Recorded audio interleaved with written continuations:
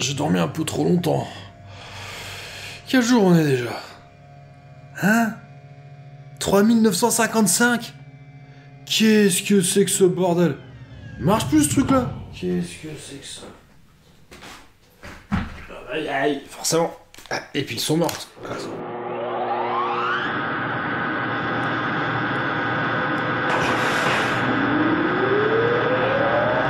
Ah bah voilà, ça marche tout de suite mieux. 3979? Ah bah oui, on a changé d'année. 3978, c'est fini. Bonne année 3979. Meilleurs vœux, tout ça, hein. Et bienvenue pour ce nouvel épisode de Cornelius Enzira, le fanzine audio dédié à l'univers de la planète des singes et aussi au punk rock au sens très large du terme et à la culture bis. Je suis le Dr Zaius et on va débuter cette nouvelle année avec un épisode littéraire, puisqu'on va parler d'un roman sorti il y a quelques semaines, fin 2018 donc, un livre écrit par Andrew E.C. Gasca, sorti chez Titan Books, et qui s'appelle Death of the Planet of the Apes. My God, it's a city of apes. The only good human is a dead human. If you are caught by the gorillas, you must remember one thing. What's that? Never to speak. What the hell would I have to say to a gorilla? Oh, but you don't understand. Only apes can speak. Not her and not you. If they catch you speaking, they will dissect you and they will kill you in that order. Help me! You ask me to help you? Man is evil, capable of nothing but destruction.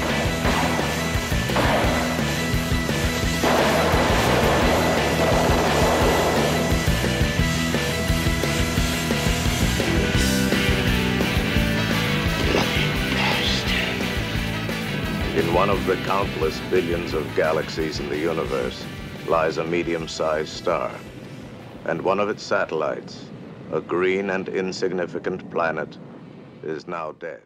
Alors commençons déjà par parler de son auteur, Andrew Gasca. Alors Drew Gasca, il sort pas de nulle part, hein. En ce moment, il est éditeur chez Lionforge Comics, donc vous l'aurez compris, un éditeur de comics, qui édite notamment aux États-Unis Infinity 8, un projet dont la plupart des auteurs sont français. On retrouve Boulet, Lewis Trondheim, mais aussi Zepp. Enfin bon, Zepp, il est suisse. J'avais lu les 8 premiers issues et franchement, j'avais bien aimé. Pour chaque issue, il y a un dessinateur différent. J'ai trouvé ça bien. Mais revenons-en à Andrew Gasca. Il a également travaillé comme consultant pour Rockstar Games, donc oui, il a bossé sur GTA et Red Dead Redemption, et surtout, il a travaillé comme consultant pour la Fox. C'est là que ça devient vraiment intéressant. Donc pour la Fox, il a travaillé sur la continuité et sur l'écriture de Canon Bibles. Alors comment traduire ça? L'écriture, je pense, de sorte de cahier des charges, on va dire, hein, pour un personnage, voilà, un personnage peut faire ci, mais il peut pas faire ça, parce que sinon, ça crée des incongruités avec des choses qu'il est censé faire avant ou après dans l'histoire. Voilà, il y a toujours ces problèmes, hein, quand il y a des grandes sagas avec des préquels, des séquelles, il y a un moment, on est obligé quand même de faire attention à ce qu'il n'y ait pas d'incohérence. Donc voilà, il a fait ça pour des sagas comme Alien, Predator et Planet of the Apes.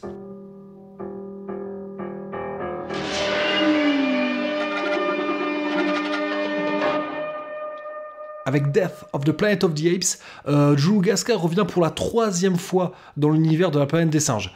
Il avait déjà écrit un roman intitulé Conspiracy of the Planet of the Apes, qui était sorti en 2011 chez un éditeur qui s'appelle Archaia, et il avait également écrit The Unknown Ape, l'un des 16 segments qui composent Tales from the Forbidden Zone, un recueil de nouvelles qui était sorti en 2017 déjà chez Titan Books. L'histoire de Death of the Planet of the Apes, c'est la suite directe de Conspiracy of the Planet of the Apes. Alors le concept de ce premier roman est à la fois très simple et tellement bien trouvé, je vous explique. L'action de Conspiracy of the Planet of the Apes se situe pendant celle de Planet of the Apes, le film de Schaffner sorti en 1968. C'est-à-dire que c'est la même histoire, sauf que le personnage principal ici n'est pas Taylor, qui est incarné à l'écran par Charlton Heston, mais London, l'astronaute qui est incarné par Robert Gunner. Alors, pour les deux du fond qui suivraient pas et qui verraient plus trop qui est le personnage de Landon, rappelez-vous, au tout début du film, lorsque le vaisseau spatial s'écrase dans une sorte de mer intérieure, eh bien c'est lui qui plante un petit drapeau américain sur la rive stérile de cette mer, ce qui provoque le rire de Taylor. Hein. Ce rire, c'est devenu... Taylor qui est en train de rire comme ça, c'est devenu un mème qu'on retrouve souvent sur les réseaux sociaux. Landon, il sert un peu de souffre-douleur à Taylor. Hein. Lorsqu'il traverse la zone interdite, donc cette zone désertique, dès que Taylor peut lui en mettre dans la gueule, dès qu'il peut se foutre de lui, il s'en prive pas, quoi. Et c'est aussi lui que l'on retrouve plutôt vers la fin du film, après la scène du tribunal. Et donc on le voit un court instant, juste le temps en fait pour Taylor de découvrir qu'il a été trépané et vraisemblablement lobotomisé, donc ce qui met Taylor complètement hors de lui. C'est lui, c'est Landon. Lequel? Le grand là-bas, au fond. Vos yeux, êtes-vous parents de l'une ou de l'autre de ces créatures? De l'une d'elles, oui. Alors désignez-la nous. Parlez-lui. Landon. Landon.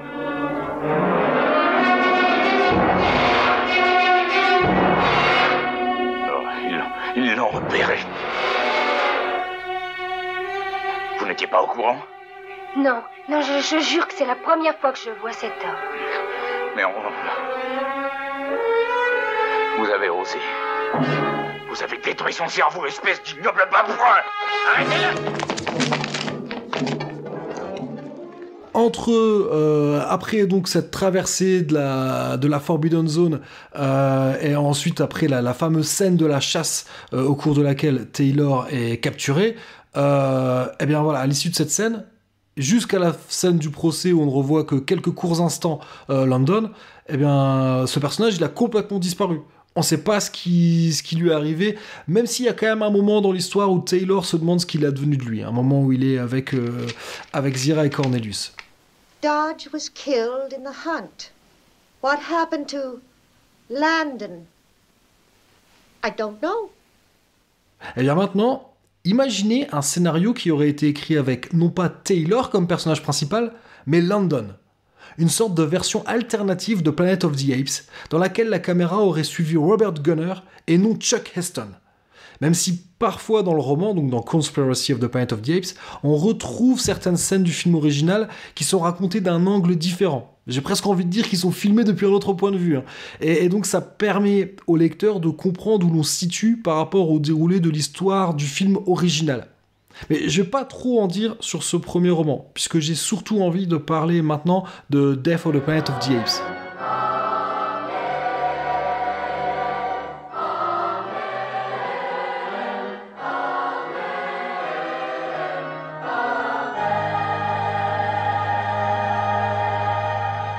Mais voilà, ce qu'il faut garder en tête, c'est que le principe de base reste le même.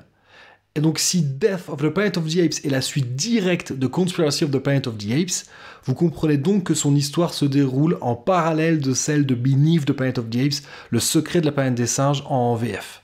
Ce qu'il y avait d'intéressant dans Conspiracy, c'est que Drew Gasca s'amusait à créer une histoire en la glissant dans les interstices, tout en apportant déjà quelques éléments créant de la cohérence entre Planet of the Apes et Beneath the Planet of the Apes.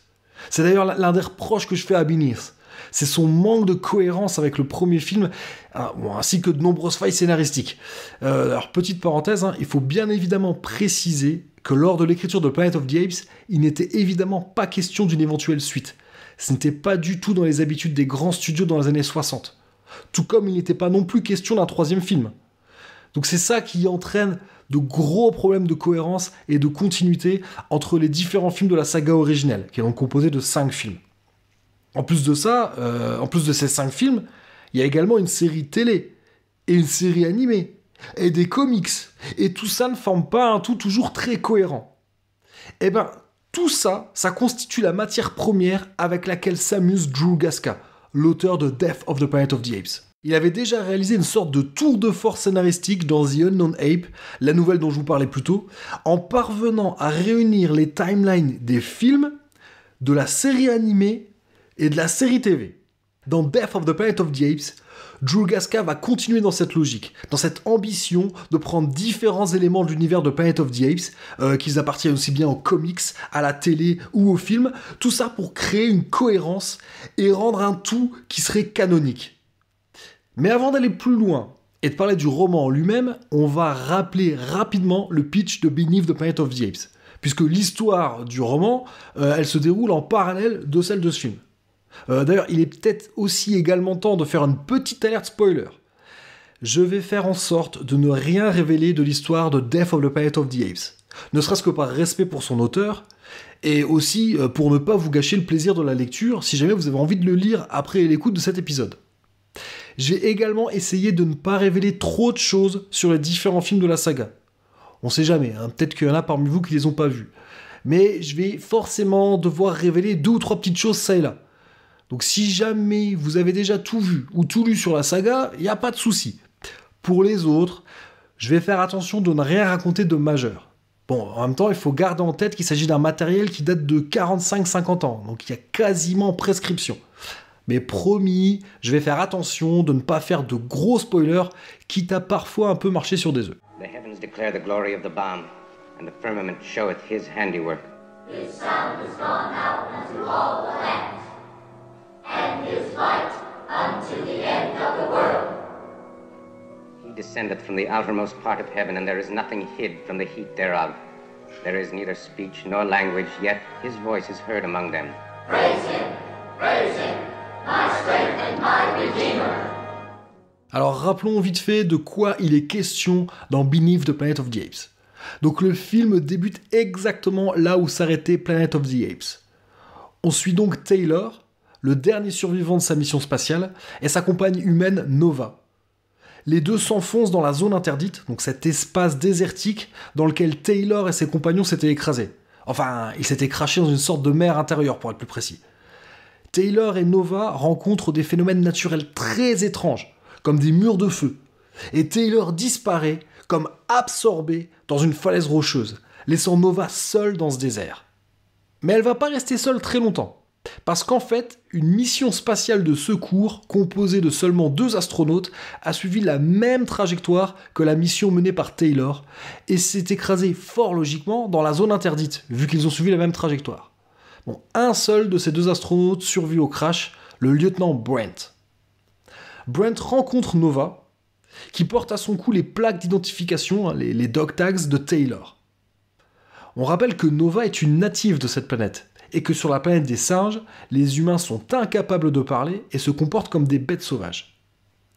Malgré tout, Nova comprend que Brent est à la recherche de Taylor, et elle le conduit à Ape City. Là, elle l'emmène chez Zira et Cornelius, un couple de chimpanzés scientifiques qui ont aidé Taylor à s'enfuir de Ape City dans le précédent film. My God, it's a city of apes. Entre-temps, Brent a eu l'occasion de comprendre que la planète, ou tout au moins la région, est dominée par des singes qui, non seulement parlent, et aussi projettent d'envahir la zone interdite sous l'impulsion du général Ursus, un gorille ambitieux et belliqueux. Il a eu aussi l'occasion de comprendre que les humains, donc comme j'ai dit, sont comme des bêtes sauvages, et que les singes font assez peu de cas de leur vie.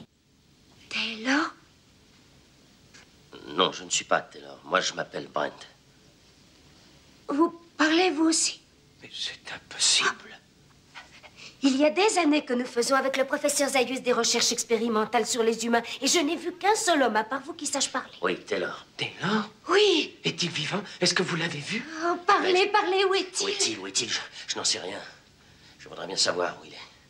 Mais plus le temps passe et moins j'ai de chance de le retrouver. Oh, nous aimions énormément Taylor. C'était un merveilleux, un extraordinaire spécimen. Si ma femme n'avait pas été là, il n'aurait pas bougé de chez nous. On l'aurait empaillé pour le musée Zaius, qui est le plus beau de tout le pays. Il y serait avec ses 2 compagnons. Vous les avez? Ils sont empaillés? Après avoir rencontré Zira et Cornelius, Brent et Nova sont capturés par les gorilles, mais ils parviennent à s'enfuir avec l'aide de Zira et trouvent refuge dans une grotte dans la zone interdite.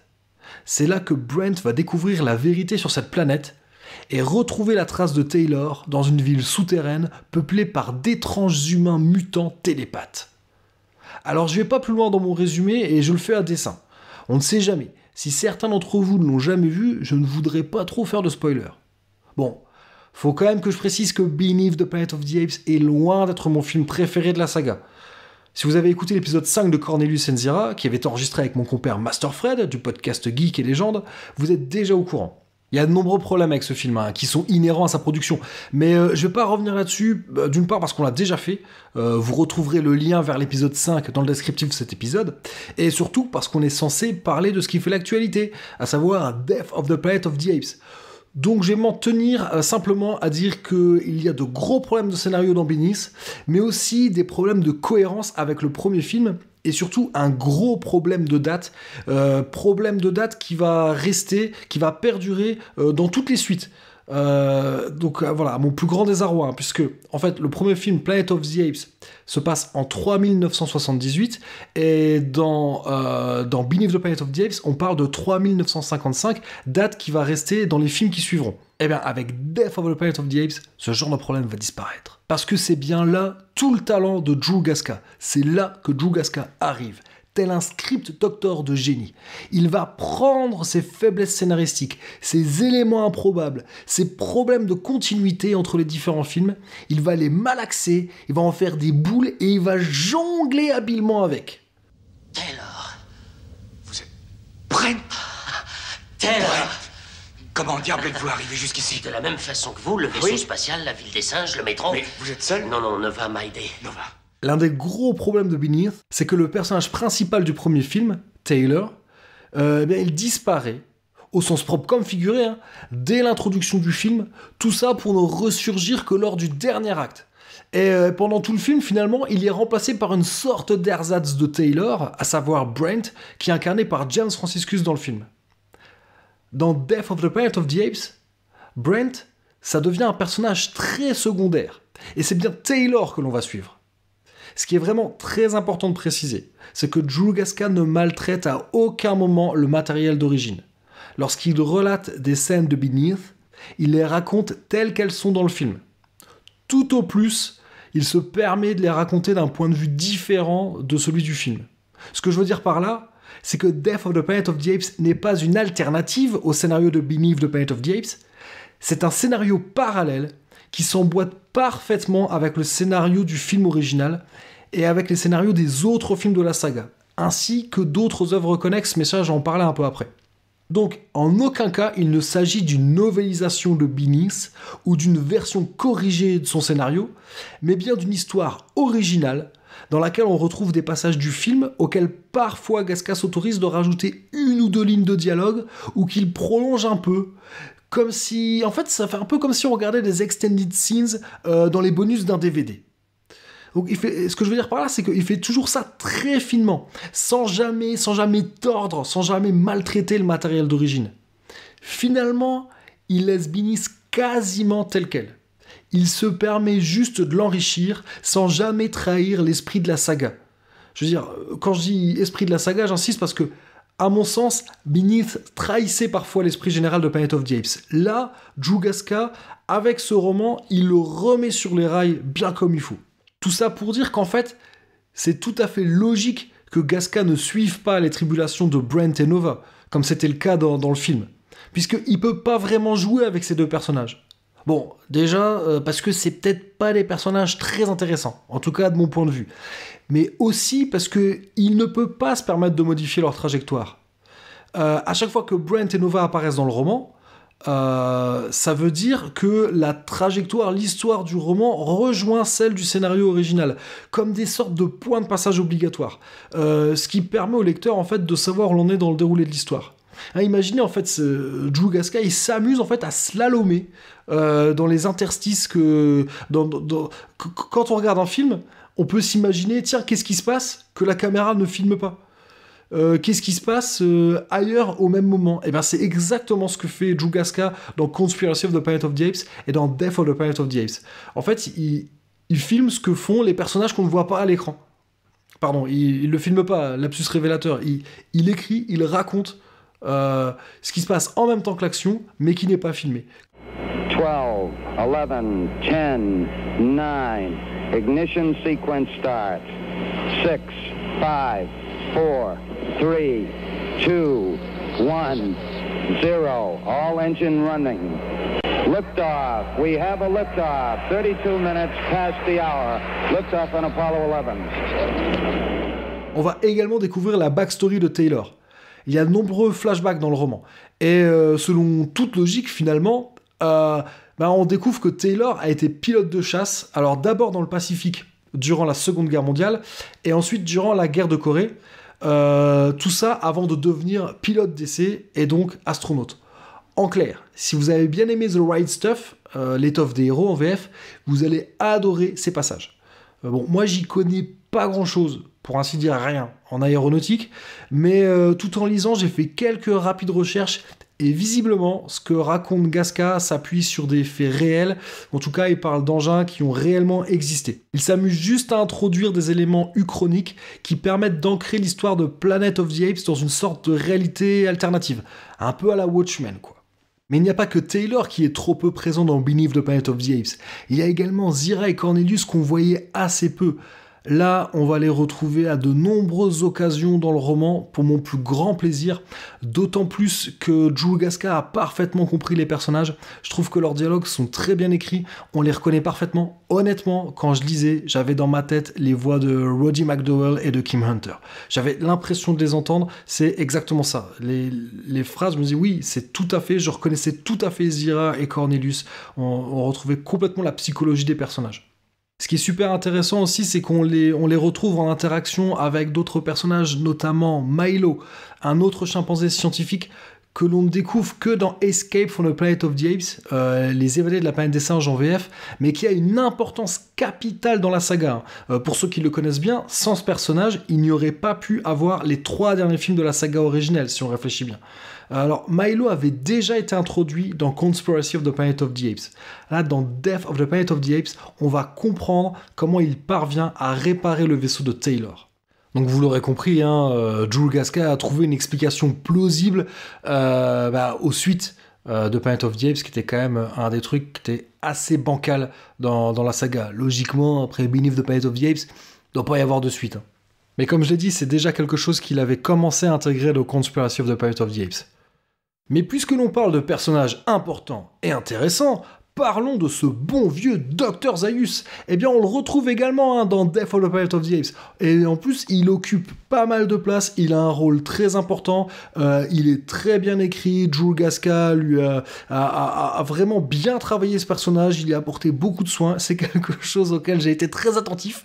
Non, vraiment, sérieusement, j'ai bien aimé ce qu'il a fait avec Dr Zaius, et je parlais d'interaction, donc que les interactions qu'ont Cornelius et Zira avec d'autres personnages. Revenons un peu en arrière, rappelez-vous, à la fin de Planet of the Apes, donc je parle du film de 1968, Zira et Cornelius, ils étaient dans une position assez peu enviable. Ils ont été condamnés pour hérésie, puisque leurs théories sur l'évolution des singes sont contraires à ce qui est écrit dans les rouleaux sacrés, et que le docteur Zaius, en bon ministre de la science et gardien de la foi, voilà, il s'est bien arrangé pour les faire condamner, et aussi pour détruire les preuves qui étayaient leur théorie. Donc en clair, à la fin de Planet of the Apes, Zira et Cornelius sont bien dans la merde, et c'est à cause du docteur Zaius qu'ils le sont. Et pourtant, de manière complètement ahurissante, sans que c'était introduit par quoi que ce soit, dans Beneath the Planet of the Apes, on découvre cette conversation entre le Dr Zaius et Zira et Cornelius. Oh, Docteur Zaius, que je suis heureux. Vous arrivez bien, nous allions nous mettre à table. Pas avant que je me sois expliqué avec cette créature indocile que vous avez épousée. Où est-elle? Oh, bonjour, Docteur Zaius. Qu'avez-vous? C'est pas un accident, j'espère. Cornelius m'a griffé. Hein? Parce que je me suis mal conduite au meeting. Je ne pense pas qu'il ait eu tort. Oh, j'ai rien contre lui, mais je trouve qu'il a des ongles trop longs. Oh, cette bêtise, voulez-vous? Je n'arrive pas à comprendre comment les deux psychologues que vous êtes ne se rendent pas compte que nous sommes au bord d'une crise très grave. Vous avez entendu le discours de Sus? Ce ne sont que des divagations de militaires. Zira, peut-être. Mais il a maintenant l'occasion rêvée pour pouvoir se laisser aller à sa rage de conquête. Mais c'est terrifiant. La lâcheté se paie. Continuer à se taire pendant que Ursus détruit tout ce qui se trouve sur sa route, c'est une situation indigne des chimpanzés civilisés. Ce n'est plus tolérable. En tant que ministre de la Science, il est de mon devoir de trouver s'il y a sur notre planète une forme de vie différente de la nôtre. Où comptez-vous aller? Vous le savez bien, dans la zone interdite avec Ursus. Encore une fois la chasse à l'homme, docteur? quelqu'un ou peut-être quelque chose a été plus fort que l'intelligence des gorilles. Ça doit être relativement facile. Zira, voyons. Nous, les singes, nous avons appris à vivre dans l'innocence. Et jamais nous ne permettrons à quiconque, ni à l'homme, ni à une autre créature, de venir corrompre cette innocence. Docteur. Quoi? Est-ce que l'innocence est un mal? Non, c'est l'ignorance qui en est un. Docteur Zira, il y a un temps pour la vérité. C'est toujours le temps de la vérité chez des êtres évolués. Bah. Je dois comprendre que vous me demandez d'abandonner mes principes. Je vous demande simplement d'être les gardiens de principes plus importants, ceux de la science, pendant que je serai parti. Je demande une trêve avec vos convictions personnelles en cette heure de grand danger. La nation a besoin des meilleurs de ses enfants. Elle fera ce que vous lui demandez, docteur Zaius. Soyez tranquille, ou je la grifferai de nouveau. Ah, la violence est mauvaise conseillère, Cornelius. Je sais que je peux avoir confiance en vous deux. Ne prenez pas trop de risques, docteur Zaius. Si par hasard je ne revenais pas de l'inconnu, tout l'avenir de notre civilisation serait entre vos mains. Il dépendra de vous qu'il soit préservé ou qu'il soit détruit. Alors réfléchissez longuement avant d'agir. Au revoir, docteur Zaius. Et bonne chance.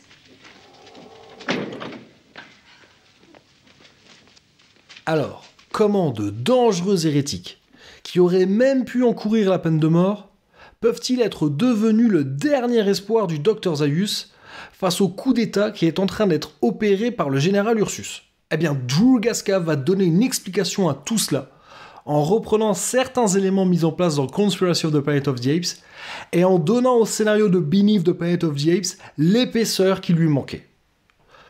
Puisque l'on parlait du docteur Zaius, je dois reconnaître que l'une des raisons pour lesquelles je n'aime pas trop Beneath tient au fait que l'on ne le reconnaît pas toujours. On ne reconnaît pas toujours son personnage dans le film, parce qu'il abandonne son statut de bad guy très ambigu pour le laisser au général Ursus, qui est un personnage très intéressant, mais beaucoup plus monolithique.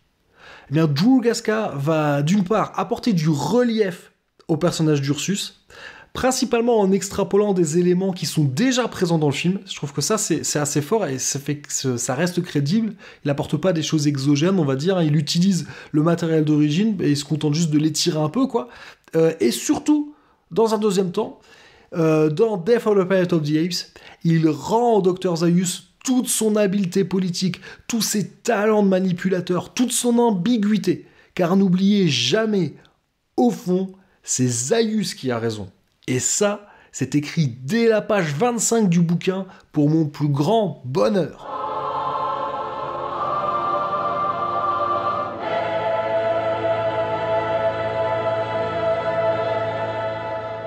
Mais juste avant, je parlais de peine de mort. Ça peut peut-être vous surprendre, hein, parce que l'une des phrases importantes de la saga Planet of the Apes, une phrase qu'on retrouve également dans le reboot de la saga, hein, dans les films qui sont sortis dans les années 2010, c'est « Ape shall not kill ape ». Un singe ne doit pas tuer un autre singe. Mais je parlais de problèmes de continuité entre Planet of the Apes, le film de 68, et sa suite, Beneath the Planet of the Apes. C'est justement cette question de la sentence capitale. Dans le premier film, on comprend entre les lignes que l'obstination de Zira à sauver Taylor et à se servir de cet humain qui sait écrire, qui sait raisonner et qui sait parler comme de la preuve vivante que les rouleaux sacrés sont bons à jeter à la corbeille, et bien cette obstination, ça peut l'amener à l'échafaud, et ça peut emmener avec elle Cornelius. Parce que, rappelons, les rouleaux sacrés, c'est la base de la religion et de la culture des singes. C'est le socle de leur société tout entière.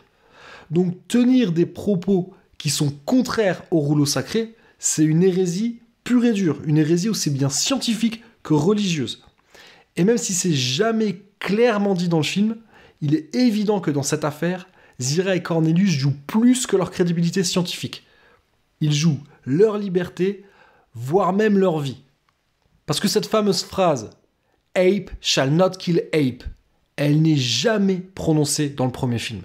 C'est un apport que l'on doit à Beneath the Planet of the Apes, et qu'on va retrouver dans Escape et dans Battle for the Planet of the Apes, le 5e film de la saga, donc la bataille pour la planète des singes en français, et qu'on retrouve, c'est une sorte de mantra qu'on retrouve dans les films du reboot, donc Rise of the Planet of the Apes, sorti en 2011, qui s'appelle La planète des singes, le commencement en français je crois, puis Dawn of the Planet of the Apes en 2014, et enfin War for the Planet of the Apes, sorti en juillet 2017. Cette sorte de paradoxe est rétabli dans Death of the Planet of the Apes. On comprend que lorsqu'un singe représente une menace pour l'équilibre de la société simienne, il est destitué de son statut de singe et peut ainsi être mis à mort. Bon, je me permets de le révéler parce que d'une part, ça arrive assez tôt dans le roman, c'est expliqué assez tôt, mais aussi parce que ça fait écho avec ce qui se passe dans Battle for the Planet of the Apes et dans Dawn of the Planet of the Apes. Donc celui-là, en français, Dawn of the Planet of the Apes, il s'appelle La planète des singes, l'affrontement, et au Québec, il s'appelle L'aube de la planète des singes, hein, une traduction littérale. Mais d'autre part, si je vous en parle, c'est parce que je trouve que ça en dit long sur l'approche de Drew Gasca. Je vous parle ici d'un tout petit détail finalement. Si on ne prononce jamais la phrase « Ape shall not kill ape » dans le premier film, il n'est non plus jamais clairement fait mention de la peine de mort, à part dans cet extrait de conversation entre Zira et Cornelius, conversation qui se tient devant Taylor, qu'une blessure à la gorge a rendu muet, donc c'est pour ça qu'on va pas l'entendre. Mais, et ta théorie, Cornelius? Le fait qu'il existe quelqu'un comme Taylor peut te donner la preuve que tu Zira, cherchais. c'est folle. Tu veux que ma tête tombe dans le panier? Ne sois pas stupide. Si ta théorie est vraie, ils seront obligés de l'admettre. Tu fais des illusions. Cornelius a développé une hypothèse extrêmement brillante. Mais j'ai pu me tromper, Zira. Les singes, d'après sa théorie, viendraient peut-être d'un ordre inférieur de primates, probablement de l'homme. Pendant son voyage dans la zone interdite, il a découvert des traces d'une civilisation très ancienne que nul ne connaît. Les preuves étaient bien minces. Ce n'est pas ce que tu m'as dit à l'époque. C'était avant que le docteur Zaius et la moitié de l'académie disent que mon idée était hérétique. Oh, comment une théorie scientifique peut-elle être hérétique? En VO, Cornelius parle clairement de se faire couper la tête. Hein. Zira, do you want to get my head chopped off? Alors, bien évidemment, ça peut être dit au sens figuré, n'empêche que mon sentiment reste que Cornelius craint vraiment pour leur vie. Et c'est peut-être aussi le sentiment de Drew Gasca. Voilà, ce qui est vraiment plaisant, c'est de constater à quel point Drew Gasca maîtrise le matériau d'origine. Il ponctue son récit de petits détails qui peuvent sembler anecdotiques, mais qui ne sont jamais gratuits. Chaque petite chose a du sens et permet de faire de la saga Planet of the Apes un tout consistant. Les personnages restent toujours cohérents.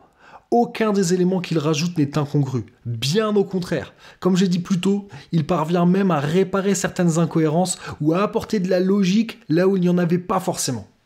Je vais vous donner quelques exemples.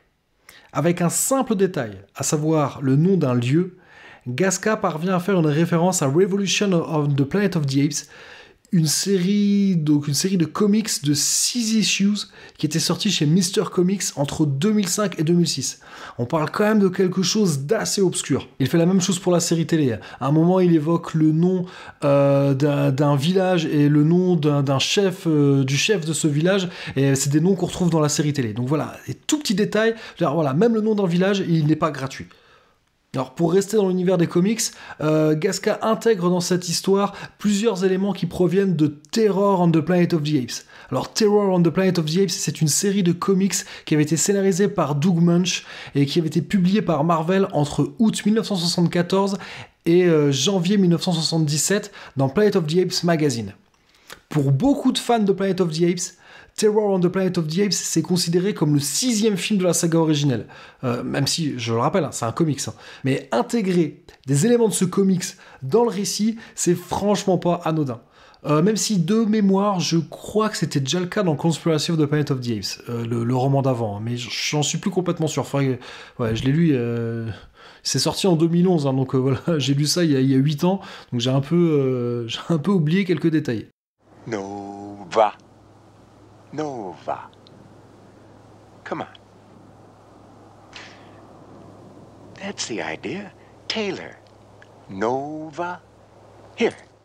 Gasca a également intégré à son récit des éléments qui avaient été abandonnés des scénarios de différents films. Notamment, concernant Nova, Gasca reprend une idée qui était déjà présente dans le roman de Pierre Boulle et qui devait également être présente dans la version finale du film de 1968, mais cette idée elle avait disparu au montage, notamment parce qu'elle plaisait pas à Chuck Heston.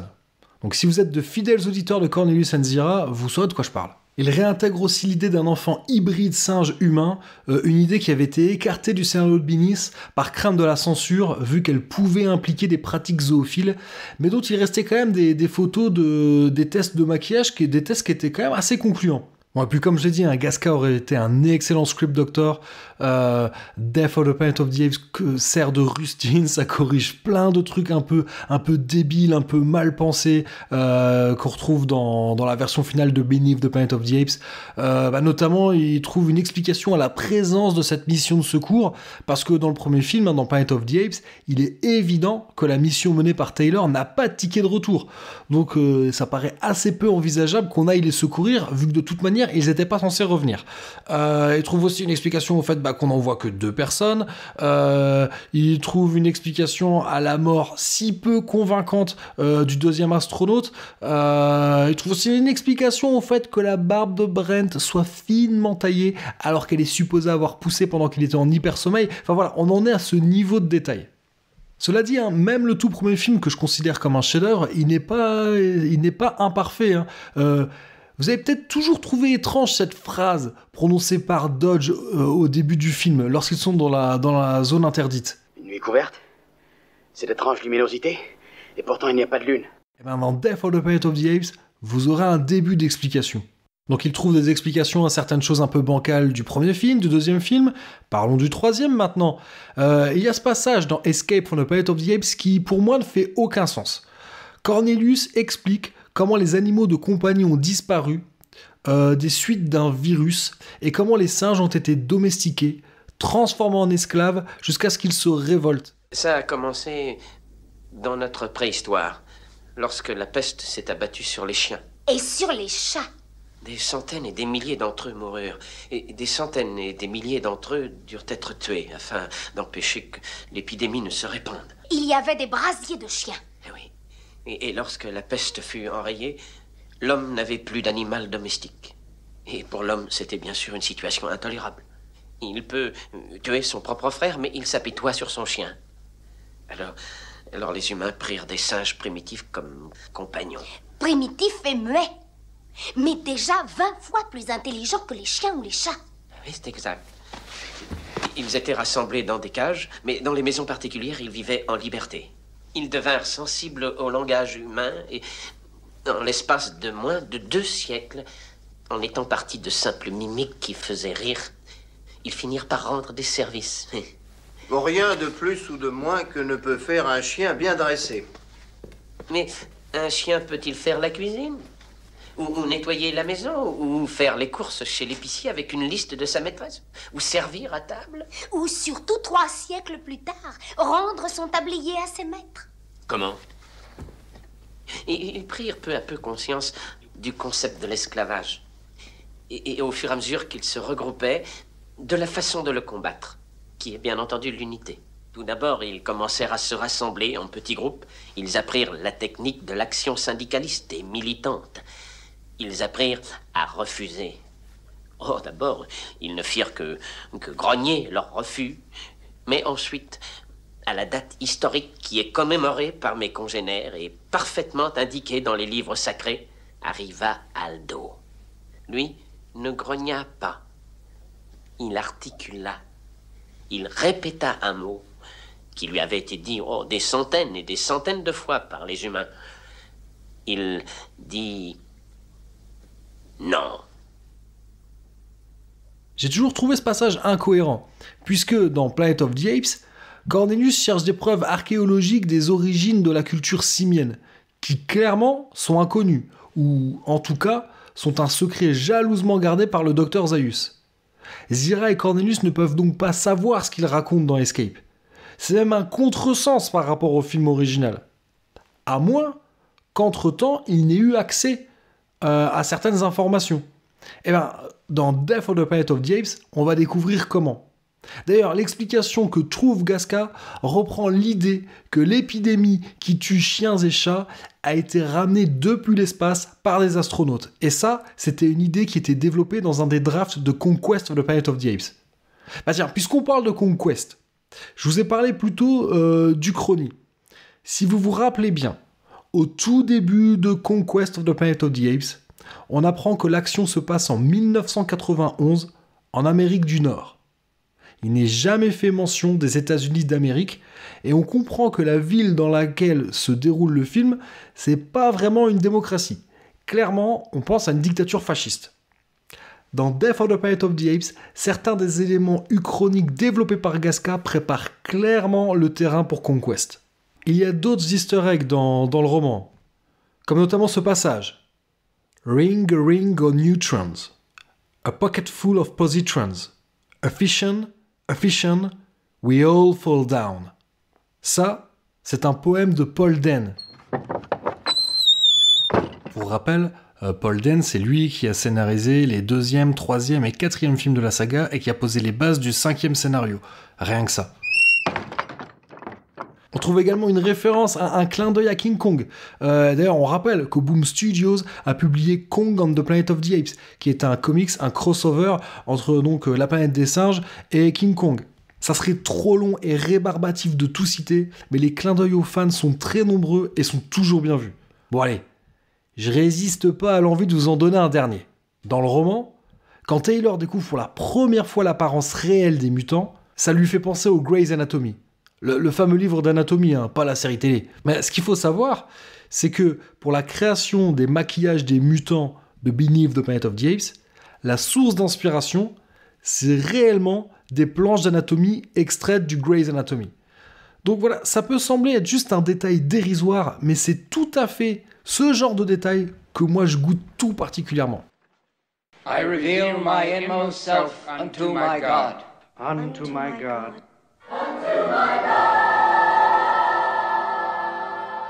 Donc pour conclure, vous l'aurez compris, hein, je recommande fortement la lecture de ce livre pour tous les fans de la saga. Comme je l'ai dit, c'est la suite directe de Conspiracy of the Planet of the Apes. On y retrouve des personnages qui n'apparaissent que dans ce roman. Mais ce qu'il faut souligner, c'est que le livre est suffisamment bien écrit. En fait, il est écrit de sorte qu'une lectrice ou qu'un lecteur qui n'aurait pas lu ce précédent roman, voire même qui n'aurait pas vu les films, pour qu'il puisse tout comprendre. Alors évidemment, je conseille de voir les films d'abord, mais Death of the Planet of the Apes peut être une porte d'entrée comme une autre. Après, ce qu'il faut quand même bien garder en tête, c'est que ce genre de roman, ça reste quand même un exercice de style. C'est un livre écrit avec la contrainte de devoir rester cohérent avec le reste de la saga. En plus, Gasca se complique lui-même encore plus la tâche en essayant de tout combiner ensemble. Les comics, la série télé, les films. Ce qui fait que c'est quand même un peu la limite du livre, hein. Faut pas se mentir non plus. En plus de ça, il y a la contrainte d'intégrer des éléments de Beneath qui étaient quand même peut-être pas les trucs les plus malins, les mieux sentis de la Terre. Donc il y a quand même quelques passages du roman que j'ai un peu moins aimé, mais c'est juste parce que Beneath the Planet of the Apes, c'est pas un film que j'aime particulièrement, quoi. Donc voilà, est-ce que je me serais autant régalé à lire si je n'étais pas un inconditionnel de la saga ? Je parierais pas forcément là-dessus. Mais ce que j'apprécie tout particulièrement, c'est que en fait, Gasca explique qu'il a découvert Planet of the Apes lorsqu'il avait 9 ans. Et que quand il était gamin, il s'était imaginé ce qui pouvait se passer entre les films, mais notamment la question dans Escape from the Planet of the Apes, on découvre que Zira et Cornelius sont mariés. Or, ils n'étaient pas mariés dans les 2 premiers films. À quel moment ils ont bien pu se marier ? Ce genre de petits trucs-là, quand il était gamin, il s'imaginait dans sa tête des films qui se passeraient entre les films et qui expliqueraient ce genre de petite incongruité. Je pense qu'on a tous fait ça, hein, quand on était plus jeune. Alors voilà, moi quand je lis ce roman de Drew Gasca, moi aussi je suis de nouveau comme un gamin. Ce qu'il faut rajouter en plus, c'est que ça se lit très bien, hein. Le style est très fluide, il n'y a pas besoin d'être totalement bilingue pour le lire. On n'est pas dans un style empoulé avec plein de mots de vocabulaire compliqués. Donc si jamais vous n'êtes pas des stars en anglais, soyez quand même pas rebutés par le fait qu'il n'existe pas de traduction. Je l'avais déjà dit dans l'épisode sur War for the Planet of the Apes, si vous n'avez jamais trop osé lire en anglais, ce genre de livre, c'est un super moyen de s'y mettre. Voilà, ça fait 460 pages, c'est disponible aussi bien en version papier que Kindle, on peut déjà le trouver à pas cher, genre à moins de $7 US, ça reste raisonnable. Il ne me reste donc plus qu'à vous remercier d'avoir écouté cet épisode et d'être resté fidèle à Cornelius and Zira. J'espère qu'on se retrouvera d'ici un gros mois pour un épisode spécial Gérardmer, hein, comme tous les ans, je serai au festival. Alors si jamais vous y êtes aussi, n'hésitez pas à me faire signe, ça pourrait être l'occasion de se croiser. Tiens, vu qu'on parle de rencontres, j'ai également prévu d'aller à Podrennes, donc qui se déroule à Rennes, hein, comme le nom l'indique. Donc ce sera les 20 et 21 avril. Et voilà, qu'on s'y verra, quoi. Moi, en tout cas, j'ai hâte d'y être parce que l'an dernier, j'y avais passé un excellent moment. Pas la peine d'en dire plus. Vous pouvez retrouver les autres épisodes de Cornelius & Zira sur PodCloud à l'adresse dr-zaius.lepodcast.fr. Vous pouvez retrouver également sur plein d'autres agrégateurs de podcasts. Vous pouvez également me brancher sur Twitter à l'adresse @andzira, ANDZIRA, ou sur Facebook si vous tapez Cornelius & Zira podcast tout attaché. Voilà, de toute façon, je remettrai toutes les adresses dans le descriptif de l'épisode. Donc, si vous avez écouté cet épisode en faisant du rodéo sur une bombe atomique, vous étiez carrément dans le vrai.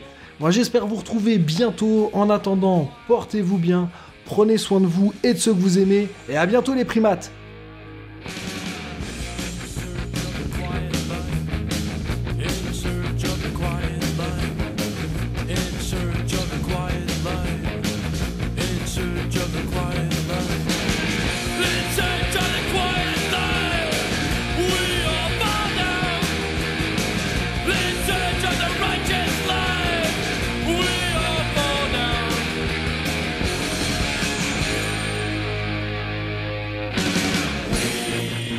We are